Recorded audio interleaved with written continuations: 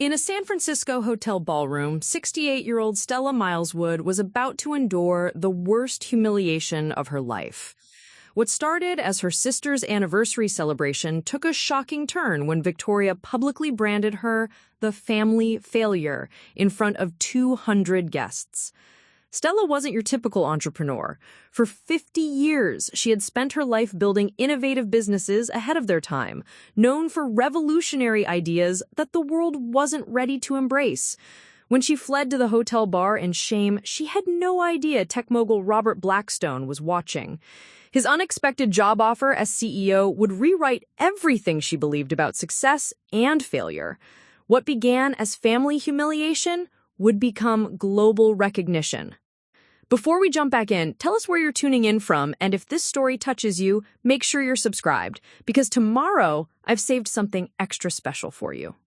The valet's eyes lingered a moment too long on Stella's 15-year-old Honda Civic as she pulled up to the gleaming entrance of the St. Francis Hotel. Behind her, a parade of Tesla Model S sedans and BMW convertibles waited their turn, their engines purring with the quiet confidence of success. She could feel the judgment in that glance, the same look she'd been receiving for 76 years. "Will you be staying long, ma'am?" The young man's politeness carried an undertone that suggested he hoped the answer was no. "Just for the evening," Stella replied, handing over her keys with the dignity she'd learned to maintain through decades of such moments. Her hands, spotted with age but steady with purpose, smoothed the fabric of her navy dress, the only formal outfit she owned that still fit properly. The St. Francis lobby buzzed with the energy of Victoria's engagement party. Crystal chandeliers cast warm light over clusters of expensively dressed guests, their conversations a symphony of dropped names, stock portfolios, and vacation homes in Napa. She recognized the type. Victorian's colleagues from her marketing firm, James's real estate connections, the kind of people who measured worth in quarterly reports and zip codes. She spotted her parents first, stationed near the champagne fountain like proud generals surveying their kingdom. David Mileswood, 96, and still sharp in his perfectly tailored suit, nodded to approaching well-wishers with the measured grace of old money.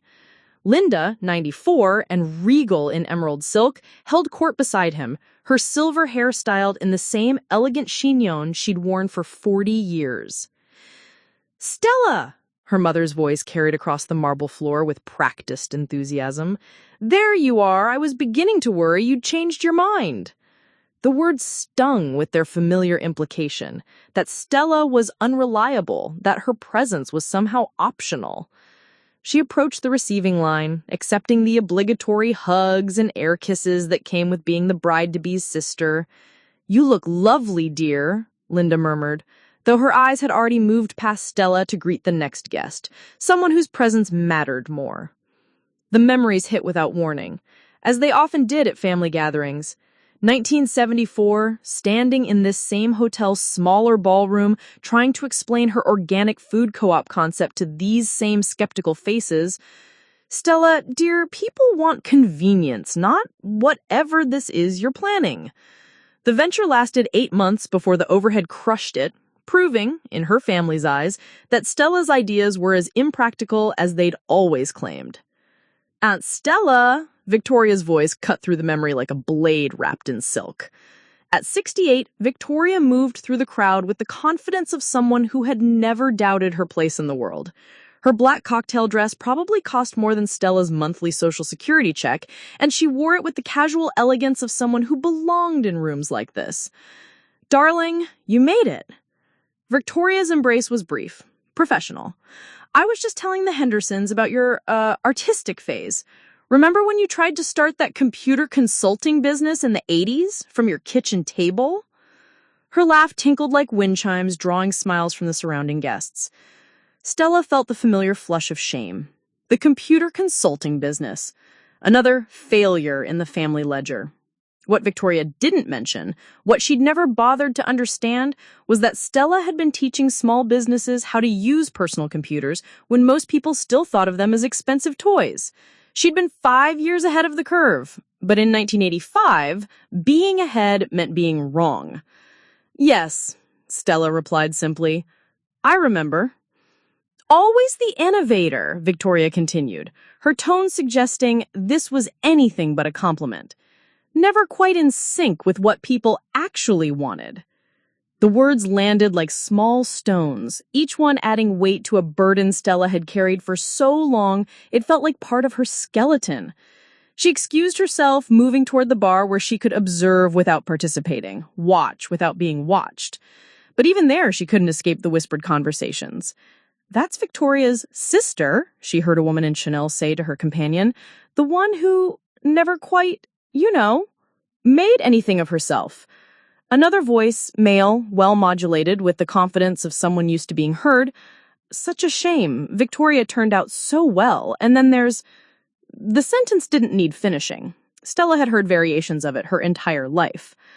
A server appeared at her elbow with champagne, and she accepted it gratefully, using the glass as both prop and shield. Around her, the party continued its elegant dance of success celebrating success, of achievement acknowledging achievement. She thought about her e-commerce venture in the 90s, how she'd tried to create an online marketplace for handmade goods years before Etsy made the concept mainstream. Another failure, another mark in the family's mental ledger of Stella's misguided ambitions. "Ladies and gentlemen," James Morrison's voice boomed across the room, cutting through conversations like a well-aimed arrow. Victoria's fiancé commanded attention effortlessly, his presence filling the space with the easy confidence that came from old Minnie and newer success. She found herself pressed towards the back of the gathering crowd, invisible among the taller, more important bodies. "I want to thank you all for being here tonight," James continued, "to celebrate my engagement to the most remarkable woman I've ever known. Victoria Mileswood is everything a man could want in a partner. Brilliant, successful, beautiful, and blessed with the kind of family that creates extraordinary people." Victoria beamed, accepting the applause that rippled through the room. When it died down, she stepped forward, champagne glass raised, her smile radiant and sharp as crystal. "Thank you, James. Thank you all for being here tonight." Her voice carried easily through the space, trained by years of client presentations and boardroom victories. "I've been thinking about family tonight, about how we shape each other, how we inspire each other to be our best selves." Stella felt a familiar tightening in her chest. She knew that tone, that particular smile. Victoria was building to something. "My parents taught me that success isn't something that just happens. It's something you create through hard work, smart choices, and understanding what the world actually needs." The crowd murmured approval. "They gave me a wonderful example to follow and—" Victoria's eyes found Stella in the crowd, her smile never wavering, "and a perfect example of what happens when you don't." The room went quiet, sensing drama but not yet understanding its shape. "My sister Stella is here tonight," Victoria continued, her voice warm with what sounded like affection but felt like acid. "I want to acknowledge her contribution to who I've become. You see, Stella has always been, let's call her a dreamer, full of ideas that sound wonderful in theory, but somehow never quite work in practice. The family failure, we used to joke." Stella's champagne glass trembled in her hand. Around her, she could feel the crowd's attention shifting, some people craning to see who Victoria was talking about. Her parents stood frozen, David's face carefully neutral, Linda's mouth slightly open at shock at Victoria's public cruelty. "But want to thank her tonight," Victoria pressed on, "because watching Stella try and fail, try and sail, try and fail again, taught me something invaluable. It taught me the difference between dreams and goals, between wishful thinking and actual planning. It taught me to be practical, to be realistic, to be successful." The applause that followed felt like a slap. Stella saw faces turning towards her, some sympathetic, some curious, some simply relieved that the moment of discomfort wasn't theirs to bear. Her parents stood frozen, David's face carefully neutral, Linda's mouth slightly open at shock at Victoria's public cruelty. "So, here's to family," Victoria raised her glass higher, "and to learning from every example, even the ones that teach us what not to do." The crowd drank, some enthusiastically, some with visible discomfort. But they drank. Stella stood perfectly still, her champagne untouched, her face composed in a mask she'd perfected over decades of such moments. Inside, something was breaking. Not her heart, which had endured too much to shatter over words, but something deeper. The last vestige of hope that family might someday mean safety instead of shame. She set her glass down carefully on a nearby table and walked toward the exit, her movements deliberate and dignified. Behind her, the party continued. Victoria already launching into wedding plans, the moment of cruelty absorbed and forgotten by everyone except the woman it was meant to destroy. But as Stella reached the lobby's marble expanse, something unexpected happened. Her phone buzzed with a text from Sarah Kim. "Stella, where are you?" Behind her, the party glittered on, unaware that they had just witnessed not a moment of triumph, but the first crack in a foundation that had seemed unshakable for decades. Stella found refuge in the hotel's quiet bar, tucked away from the main event like a secret.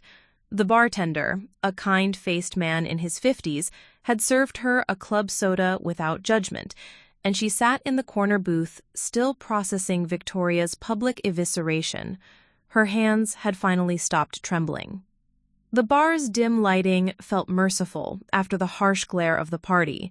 She'd called Sarah, who'd launched into a fierce defense that had almost made her cry, not from sadness, but from the relief of being truly seen. "That performance wasn't about you, Stella," Sarah had said. "That was about Victoria's own insecurities eating her alive." "Ms. Mileswood?" The voice was unfamiliar, confident but not aggressive. Stella looked up to find a man in an impeccably tailored charcoal suit standing beside her booth. He was perhaps in his early 50s, with silver threading through dark hair and eyes that seemed to take in everything at once. "I'm Robert Blackstone," he said, extending his hand. "May I sit?"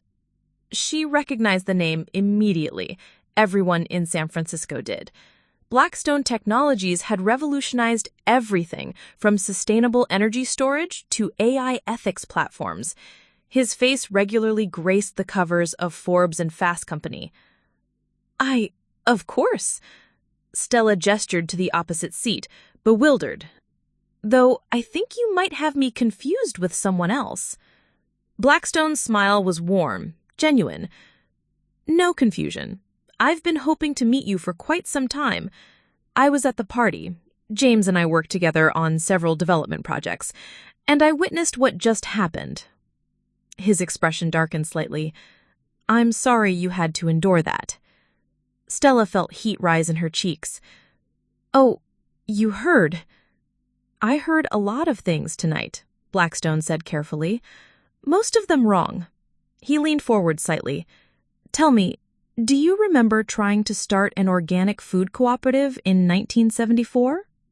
The question caught her off guard. Yes. It was a disaster. Lasted 8 months. 8 months ahead of the natural food movement that would sweep the country in the 1980s, Blackstone corrected. "Your business model was sound. Your timing was just revolutionary." He paused, studying her face. "What about the computer consulting business?" Stella's stomach tightened. "Another failure. I was trying to teach small businesses to use personal computers when most people thought they were toys." "You were teaching digital literacy 5 years before it became essential. IBM didn't launch their first successful small business computing initiative until 1990. Blackstone's voice carried quiet intensity. "And your e-commerce platform in the 90s? "How do you know about that?" Stella whispered. "Because I make it my business to study innovation patterns. Your marketplace concept for handmade goods was essentially Etsy, launched 7 years before Etsy existed."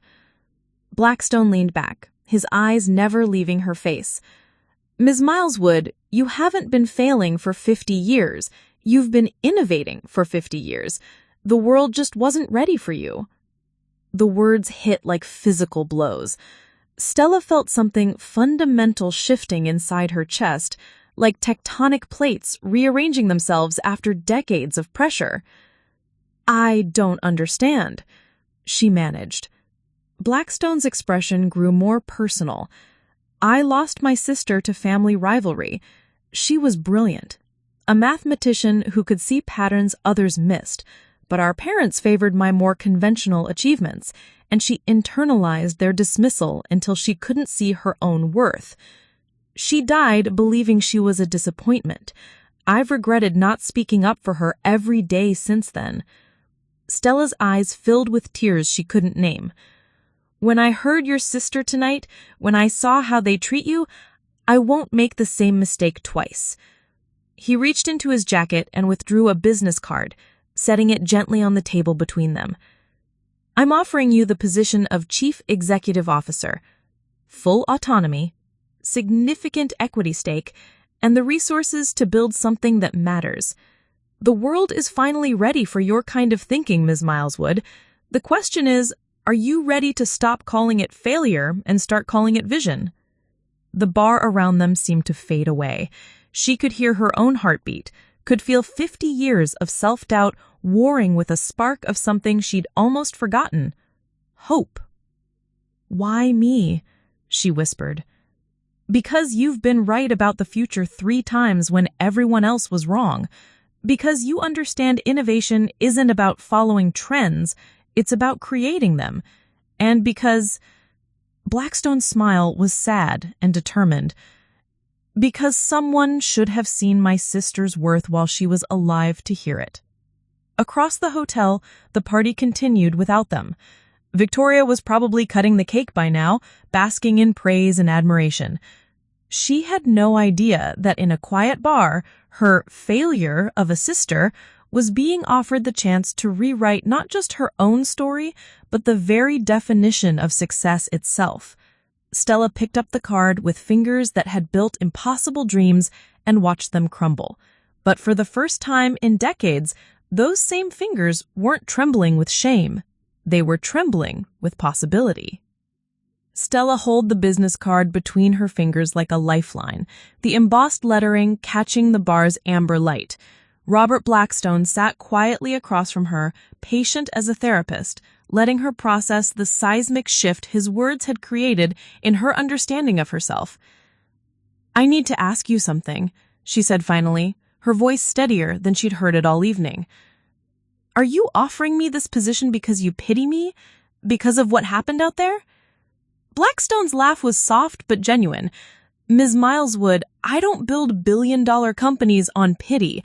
I've been tracking your work for months through patent filings and business registrations. Your consulting work in the early 2000s helped 12 companies transition to sustainable practices before it was profitable. 3 of them are now market leaders. He paused, his expression becoming more serious. Tonight simply gave me the courage to approach you directly. Stella felt something unlock in her chest. Not the desperate hope she'd clutched at so many times before, but something quieter, more solid. Recognition. My sister will never forgive me if I succeed, she said, surprised by her own honesty. Your sister's forgiveness isn't part of this equation, Blackstone replied gently. This is about what you want to build with the years you have left. Through the bar's window, she could see figures moving past in evening wear, guests filtering out of Victoria's party. Soon someone would notice her absence, would come looking. The thought no longer filled her with dread. What would this subsidiary focus on? She asked. Blackstone's eyes lit up. Water purification technologies for developing nations, vertical farming systems for urban environments, affordable renewable energy storage for residential use. All the markets that are 5 to 10 years from mainstream adoption, all the problems that will become crises if we wait for conventional thinking to catch up. Stella closed her eyes, letting herself imagine it for the first time in decades, not just dreaming, but actually building something that would last. How do you know I won't fail again? She whispered. Because failure was never your problem. Timing was. And now? He gestured toward the window, where electric cars were pulling up to valet stands and guests were checking messages on phones that could access the entire sum of human knowledge. Now the world has caught up to your timeline. A server appeared at their table, politely informing them that the bar would be closing soon. Stella realized they'd been talking for over an hour, that the party sounds from the main ballroom had quieted to a murmur. "I should go," she said, but made no move to leave. Of course. Blackstone stood, straightening his jacket. "Take whatever time you need to consider the offer. My assistant will send you the formal proposal tomorrow." He paused at the edge of the booth. "But Stella, may I call you Stella? Don't decide based on fear. You've spent 50 years being afraid of your own ambition. What would happen if you weren't?" After he left, Stella sat alone with his business card and a question that reframed everything. She thought about the organic food cooperative, how she'd mortgaged her apartment to buy inventory no one wanted yet. She thought about the computer classes she'd taught in community centers, explaining to skeptical small business owners that these machines would someday be essential. She'd been right. She'd been right every time. The bartender began stacking chairs around her, but Stella barely noticed. She was too busy imagining a different version of herself, one that walked into boardrooms with confidence, who pitched ideas without apologizing, who built companies that solved problems instead of chasing profits. One that had finally stopped being ahead of her time.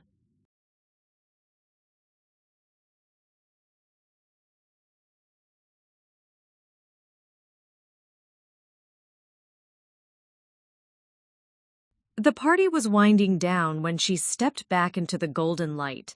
Most guests had migrated toward the coat check, but Victoria stood near the champagne fountain, still holding court with a cluster of admirers. James was beside her, one arm around her waist, nodding along to her animated storytelling. Stella didn't approach immediately. Instead, she stood at the ballroom's edge and really looked at her sister for the first time all evening, not through the lens of shame or inadequacy, but with the clarity that comes from finally understanding your own worth. Victoria looked smaller, somehow. Still beautiful, still polished, but there was something brittle in her laughter, something desperate in the way she commanded attention. Stella recognized it now, the same fear that had driven her own need for approval, manifesting differently, but no less consuming. "Stella!" Their mother's voice cut through the ambient conversation. Margaret approached, with their father trailing behind, her expression a mixture of concern and irritation. "Where have you been? Victoria was asking about you." "Was she?" Stella's voice carried a new quality, not defensive, not apologetic, but simply present. Margaret's eyes narrowed slightly, sensing the shift. "Of course she was. She's worried about you after that unfortunate misunderstanding earlier." "Misunderstanding." Stella repeated the word thoughtfully. "Is that what we're calling it?" Their parents cleared their throat uncomfortably. "Stella, perhaps we should discuss this at home. Family business shouldn't be family business." Stella smiled, and something in her expression made both parents step back slightly. "Yes, let's discuss family business."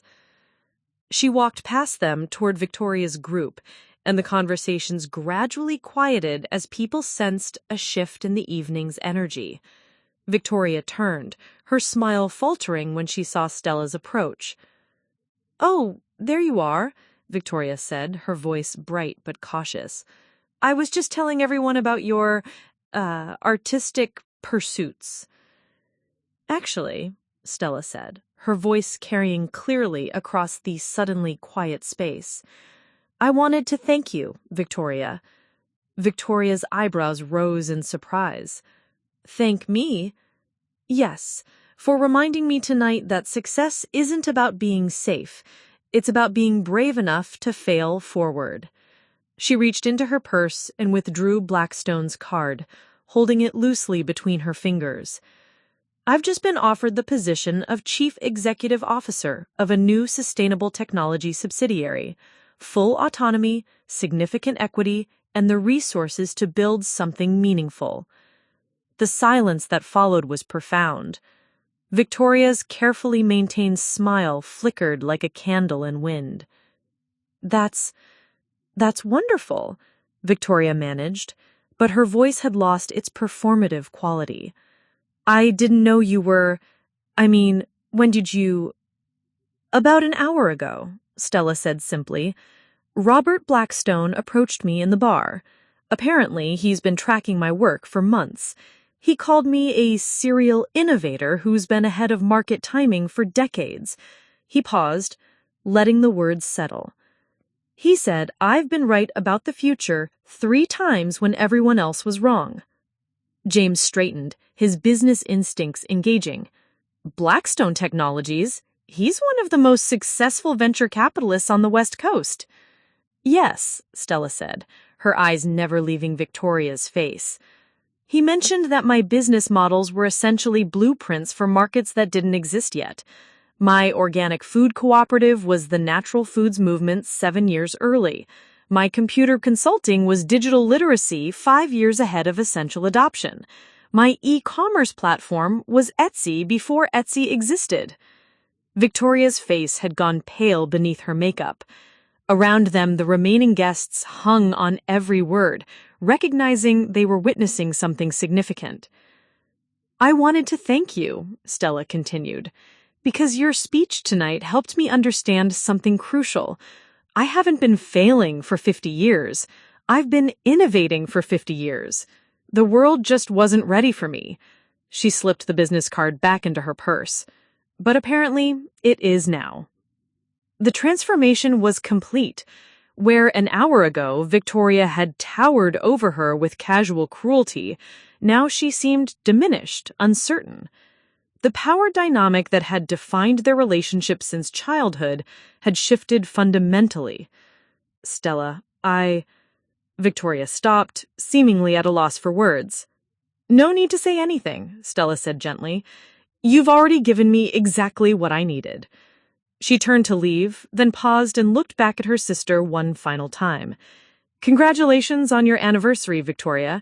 I hope the next 25 years bring you as much clarity as tonight has brought me. As Stella walked toward the exit, she heard the murmur of conversations resuming behind her, but they seemed to come from a different world entirely. She was no longer the family failure, the cautionary tale, the sister to be pitied or dismissed. She was exactly who she had always been, a visionary who had finally found her time. Victoria finally turned, and Stella was startled by what she saw. Her sister looked older, smaller, somehow. The polished perfection that had always been Victoria's armor seemed dulled, like silver that hadn't been properly maintained. I suppose you're wondering why I'm here, Victoria said, attempting her old authoritative tone, but missing the mark. I'm curious, Stella replied evenly, but not wondering. You'll tell me when you're ready. The response seemed to throw Victoria off balance. She was accustomed to Stella's eager, anxious energy, her desperate attempts to please. This new version, calm, centered, quietly powerful, was foreign territory. James filed for divorce last week, Victoria said abruptly, then seemed surprised by her own admission. I'm sorry. That must be difficult. He said, Victoria's voice caught slightly, he said living with me was like being married to a performance instead of a person. She moved to the window, staring out at the day. 25 years, and apparently he never knew who I really was. Did you? Stella asked gently. Victoria's laugh was bitter. Know who I really was? I thought I did. I was the successful one, the beautiful one, the one who never failed at anything important. And then you went and became this. She gestured around the office, at the evidence of Stella's transformation, but her tone held more bewilderment than malice. I've always been this, Stella said simply. I just finally found the right stage for it. That's what I don't understand. Victoria's composure began cracking. How did you do this? How did you go from being From being the family disappointment to being profiled in Fortune. From being a joke to being a visionary? Was it all an act? Was I the only one who didn't know you were secretly brilliant? Stella leaned back in her chair, studying her sister with the clarity that comes from no longer needing anything from someone. Victoria, I was never the family disappointment. I was just early. And you were never more successful than me. You were just more conventional. Victoria stopped, her carefully constructed worldview visibly struggling to accommodate this reframing. You built a beautiful life, Stella continued, but it was a life designed to impress other people, to meet their expectations, to win their approval. I spent 50 years trying to do the same thing and failing, because I wasn't built for it.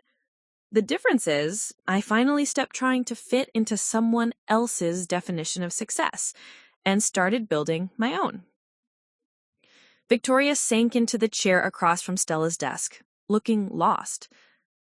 Mother keeps asking what went wrong with you, why you suddenly became successful. She can't understand how the family disappointment turned into the family famous person. Nothing went wrong with me, Stella said, and for the first time she truly believed it. Something went right. I stopped accepting other people's verdicts about my worth. They sat in silence for many minutes. Through the glass walls, Stella could see her team preparing for the afternoon video conference with their partners in Kenya, where their solar-powered water systems were bringing clean water to villages for the first time in generations. Real impact. Real change, real success that couldn't be measured in social standing or family approval. I came here to ask for something, Victoria said finally, her voice small. I know. James is taking the house. I have some savings, but not enough to maintain. I've never had to support myself completely. I don't even know how to... She stopped, unable to voice the request directly. Stella waited. I was wondering if there might be a position here for me. I have management experience, marketing background. I know I said terrible things about your work, but I could learn. I could be useful. The woman who had fled Victoria's anniversary party 6 months ago would have agreed immediately, grateful for any chance to repair their relationship. But that woman was gone, replaced by someone who understood that rescue wasn't always kindness. No, Stella said, gently but firmly. There isn't. Victoria's face crumpled slightly. Stella, please. I know I was horrible to you, but we're family. I don't have anywhere else to... Victoria. Stella's voice was kind, but unmovable. I spent 50 years believing that family meant accepting cruelty in exchange for conditional love. I won't do that anymore. Not even for you. She stood and moved around the desk, sitting in the chair beside her sister instead of across from her. But I will help you find your own path. I'll connect you with career counselors, help you identify your actual strengths instead of the ones you think you should have. I'll support you in building something real for yourself. Victoria looked up with tears in her eyes. Why would you do that, after everything I've done? Stella smiled, thinking of Robert's words about his sister, about second chances and seeing people's worth while they're still alive to hear it. Because maybe it's not too late for you to discover who you really are when you're not trying to be better than someone else. Because maybe you can still find your own time instead of living in mine.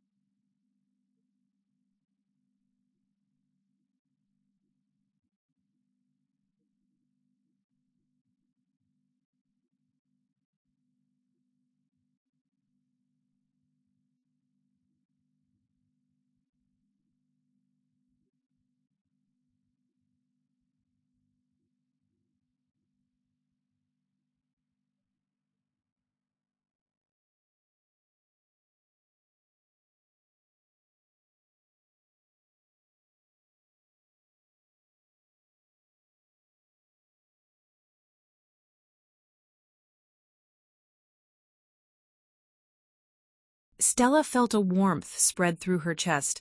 Not vindication, but something better. Hope for her sister, for the possibility that it was never too late to discover your authentic self. "And you?" Stella asked her mother. "What do you understand now?" Margaret's eyes filled with tears she'd probably been holding back for months. "I understand that I was wrong about you.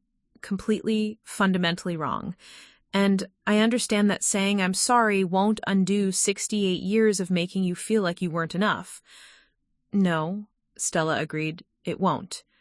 But I am sorry, profoundly sorry. And I'm asking, not for forgiveness because I know I don't deserve that, but for the chance to know this person you've always been, the person I was too blind to see." Stella looked at her mother, really looked at her, and saw not the authority figure who had shaped so much of her early self-doubt, but a fallible human being capable of growth, even in her 70s. Margaret would never fully understand the damage she'd done, would never be able to undo the decades of dismissal and disapproval, but she was trying, in her limited way, to do better.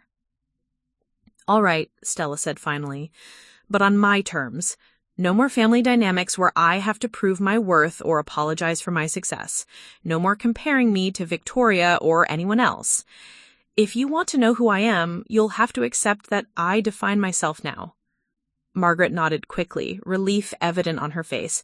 Yes, of course. However you want." As they spoke, delegates continued to approach Stella with congratulations and collaboration requests. The Portuguese water minister wanted to discuss deployment strategies. A representative from the Gates Foundation had funding proposals. The evening was full of the kind of recognition and respect Stella had dreamed of for decades. But standing with her mother in this moment of tentative reconciliation, Stella realized that the external validation, while gratifying, was no longer essential. The woman who had fled Victoria's anniversary party in shame would have seen this UN recognition as proof of her worth. The woman she'd become understood that her worth had never been in question, only her willingness to claim it. "I have a few more people to speak with, Mom," Stella told her mother. "But perhaps you and Dad would like to have dinner tomorrow before you fly back. I could show you the New York office, explain what we're actually doing." Margaret's smile was genuine for the first time in their conversation. "We'd like that very much." As her mother walked back toward where her father was waiting near the entrance, Stella returned to her conversations with world leaders and changemakers. But she carried with her the knowledge that transformation was possible at any age, in any family, for anyone brave enough to question the stories they'd been telling themselves about who they were and who they could become. The girl who had been ahead of her time had finally found her moment, and in doing so, she'd helped others find theirs too. 3 years later, Stella returned to the Grand Hyatt in San Francisco for the Climate Innovation Summit, but this time she wasn't attending someone else's celebration. She was the keynote speaker. The same ballroom where Victoria had once reduced her to tears now buzzed with excitement as tech leaders, environmental scientists, and policymakers gathered to hear the woman whose innovations had brought clean water to over 200,000 people across 6 continents. As Stella prepared in the green room, adjusting the sapphire blue jacket that had become her signature look, she reflected on the strange circularity of life. 3 years ago, she had fled this very hotel in shame. Tonight, she would stand at its podium as the recipient of the Global Environmental Leadership Award. 5 minutes, Miss Mileswood, the events coordinator announced. "Thank you." Stella checked her notes one final time, though she barely needed them anymore. Public speaking had become as natural as breathing, another skill that had always been there, waiting for her, to stop apologizing for taking up space. As she walked toward the ballroom entrance, she nearly collided with a familiar figure in the hallway. "Stella?" Victoria stood frozen, clearly as surprised by the encounter as Stella was, but the woman facing her was dramatically different from the polished, brittle person who had delivered that devastating anniversary speech. Victoria looked softer somehow. Her clothing was simple but elegant, her makeup minimal, her expression open in a way it had never been during their childhood. Stella said warmly. I didn't know you'd be here. I'm with the literacy nonprofit, Victoria explained, gesturing to her conference badge. We're presenting on our partnership with the tech sector for educational access in underserved communities. She paused, studying Stella's face. I should have known you'd be speaking. Congratulations on the award. They stood in the hallway as people flowed around them, two sisters who had spent most of their lives as strangers, finally seeing each other clearly. How are you? Stella asked, and the question carried genuine interest rather than polite obligation. Victoria's smile was real, unguarded. Happy, she said, as if the word surprised her. Genuinely happy, for the first time in maybe ever. The work is challenging, the pay is terrible, and I live in an apartment smaller than my old walk-in closet, but I wake up excited about what I'm building instead of terrified about what I might lose. That sounds familiar, Stella said with a laugh. You've been following my work, Victoria continued. The water systems, the vertical farms, the renewable energy storage. Do you remember when we were kids and you used to draw these elaborate inventions that would solve world hunger or clean the oceans? I was telling you they were stupid fantasies, Stella said. I was 8 years old and jealous that you could imagine things I couldn't even understand. I spent 45 years trying to diminish your dreams because I was terrified by how big they were, because they made my own ambitions seem so small. The events coordinator appeared again, looking stressed. Miss Mileswood, they're ready for your introduction. 2 minutes, Stella said, then turned back to Victoria. Are you staying for the speech? If you don't mind, I'd like to hear what my brilliant sister has to say about changing the world. As she walked toward the stage, she felt the weight of transformation, not just her own, but the ripple effects that had touched everyone around her. Victoria had found her authentic path. Their mother was slowly learning to see her daughters as complex individuals rather than competing performances. Their father had even started asking thoughtful questions about her work instead of changing the subject. The ballroom erupted in applause as she took the stage. The audience was different from 3 years ago, younger, more diverse, filled with innovators and dreamers rather than just wealthy socialites.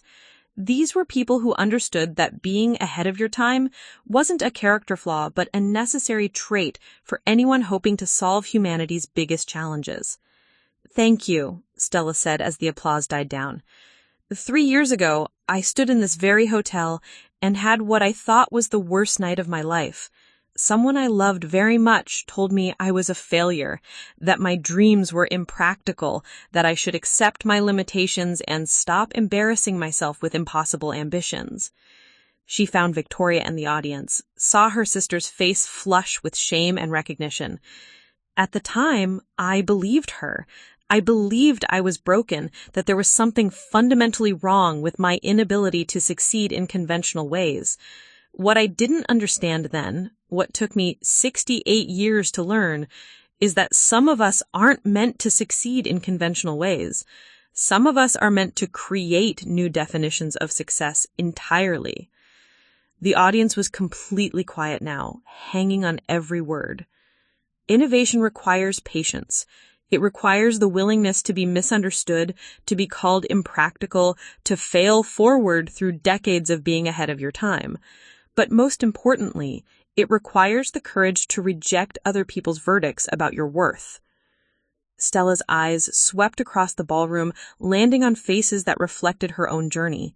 Young entrepreneurs who'd been told their ideas were impossible, scientists pursuing research others called frivolous, activists fighting for changes the world wasn't ready to accept. Your time is coming, she said, her voice carrying the authority of someone who had lived this truth. Maybe not today, maybe not tomorrow, but your time is coming. And when it does, the world won't just be ready for your vision, it will be desperate for it. As she launched into her prepared remarks about sustainable technology and global water access, Stella felt the profound satisfaction of a life finally aligned with its purpose. But more than that, she felt gratitude for the humiliation that had catalyzed her transformation, for the family relationships that had been rebuilt on foundations of authenticity rather than performance, for the decades of failure that had taught her to persist when success seemed impossible. In the audience, Victoria wiped tears from her eyes and applauded like her life depended on it. Around her, 500 innovators and dreamers and visionaries did the same, recognizing one of their own, someone who had learned that being ahead of your time isn't a burden to bear, but a gift to give the world when it's finally ready to receive it. The girl who had spent 50 years believing she was broken had become the woman who helped others understand they were exactly who the world needed them to be. She had found her time, and in doing so, had helped others find theirs too. And in the end, that was the greatest innovation of all. 5 years after her transformation began, Stella sat in her office on a quiet Saturday morning, reviewing applications.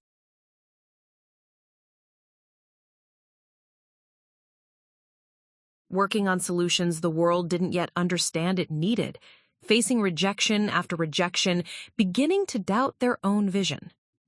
She paused at one application in particular. Maya Chen, 32, had developed a revolutionary approach to carbon capture using engineered algae, but every venture capital firm had told her the technology was 10 years ahead of market readiness. The phrase made Stella smile. She'd heard similar words about her own work for decades. Her assistant, Elena, knocked softly. "Maya Chen is here for her interview." "Send her in."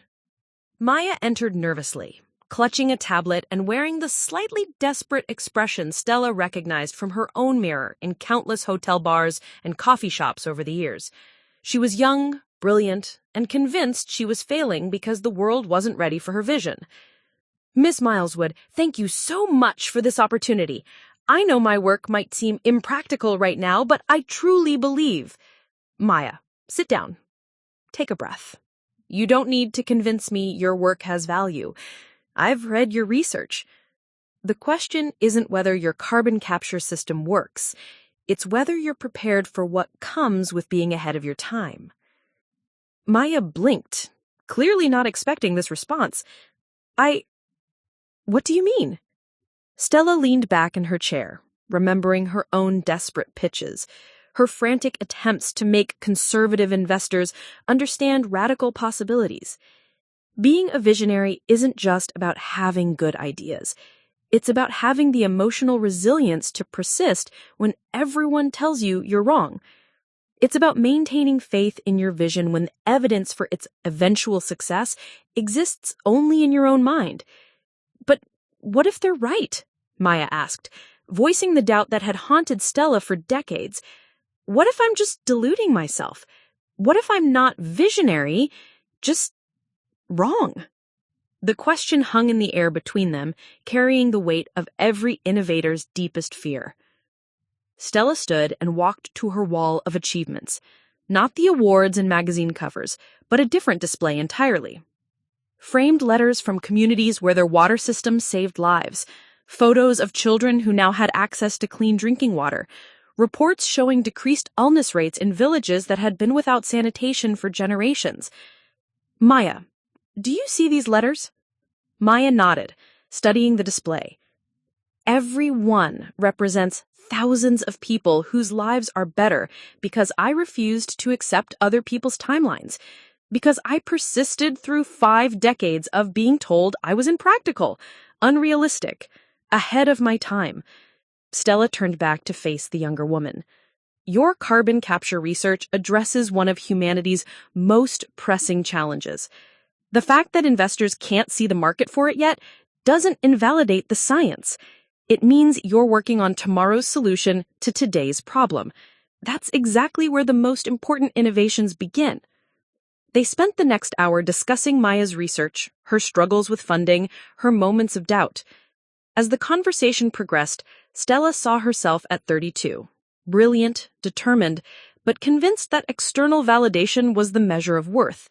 She wanted to save Maya from the decades of self-doubt that had nearly destroyed her own confidence. "There's something else I want to show you," Stella said, walking to her desk and retrieving a worn folder. Inside were rejection letters, investor passes, and critical reviews from the early days of her water purification work. I keep these as reminders. Maya read through them, her eyes widening. But these are for the same technology that won you the UN Environmental Innovation Award. Exactly. The same work that was unmarketable in 2010 was revolutionary by 2020. Nothing changed about the technology, only the world's readiness to receive it. Maya was quiet for a long moment, processing this revelation. So, how do you know when to persist and when to pivot? You persist when the science is sound and the problem is real, even if the timing feels wrong. You pivot when new information suggests a better path, not when people tell you it's impossible. Stella smiled, remembering Robert Blackstone's words from that night in the hotel bar. Most of all, you stop measuring your worth by other people's ability to understand your vision. As Maya left with a fellowship award and renewed confidence, Stella reflected on how profoundly her definition of success had evolved. At Victoria's anniversary party 5 years ago, she'd measured herself by external validation, family approval, financial success, social recognition. Those things were pleasant now that they'd arrived, but they weren't the source of her sense of purpose. Her phone buzzed with a text from Victoria. "Literacy program just got funding for 3 more cities. Thank you for showing me what real work looks like." Stella smiled, remembering the bitter, performative woman who had once reduced her to tears. Victoria's transformation had been different from her own, less dramatic perhaps, but no less meaningful. She'd found fulfillment in education work that paid a fraction of her former salary, but connected to something deeper than external achievement. Another text arrived, this one from Sarah. "Saw the TechCrunch piece about the fellowship program. You're not just changing the world anymore, you're teaching others how to change it. Proud of my visionary friend." As afternoon light began to break through the fog, Stella found herself thinking about legacy. Not the kind built on awards or recognition, but the kind that rippled outward through lives touched and minds inspired. Maya would go on to develop technology that could help reverse climate change. Other fellowship recipients would solve problems that hadn't even been identified yet. The young innovators she mentored would become the visionaries of tomorrow, creating solutions for challenges that didn't yet exist. But perhaps more importantly, each person who learned to see themselves as ahead of their time rather than behind would help others make the same shift. The woman who had once believed she was fundamentally broken had become someone who helped others understand they were exactly who the world needed them to be. Stella opened her laptop and began drafting her next TED Talk, "The Gift of Being Early: Why the World Needs Visionaries Who Can't Wait." She wanted to reach the millions of people who felt like failures because they couldn't fit into conventional timelines, who apologized for dreams that seemed too big, who had internalized other people's inability to see their worth.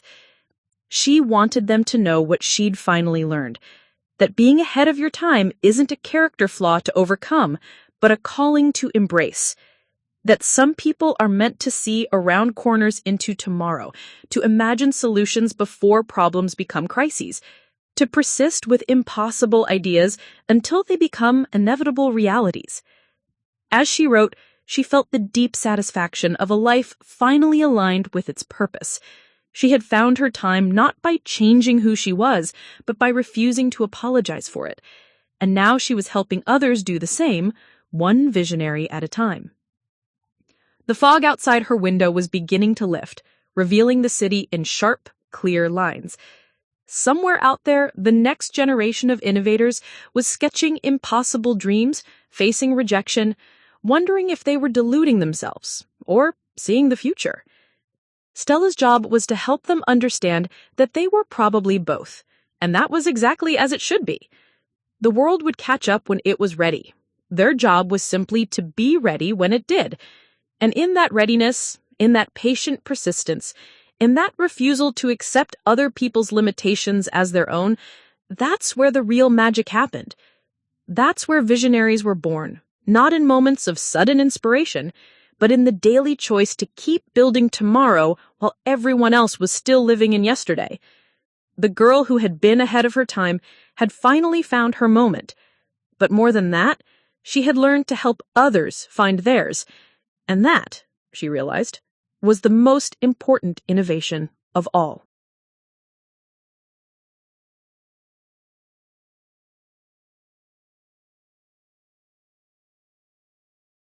Educational technologies serving rural communities across 3 continents.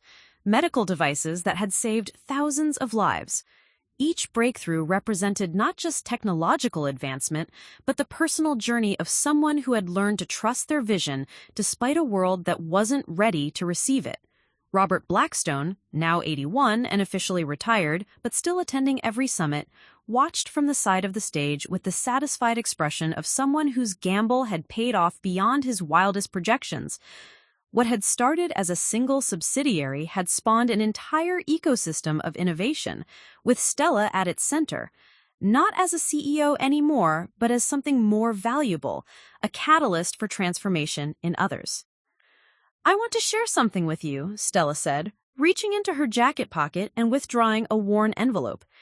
"This is a letter I received last week from a 9-year-old girl in Kenya. Her village has had clean water for 3 years now because of systems developed by our fellow James Matunda. She wrote to thank me, but also to tell me about her own invention, a solar-powered device that helps preserve food longer." The audience leaned forward as Stella opened the letter with careful reverence. "Dear Ms. Mileswood," she read, "my teacher says I think too big and should focus on normal things. But I think normal things are boring.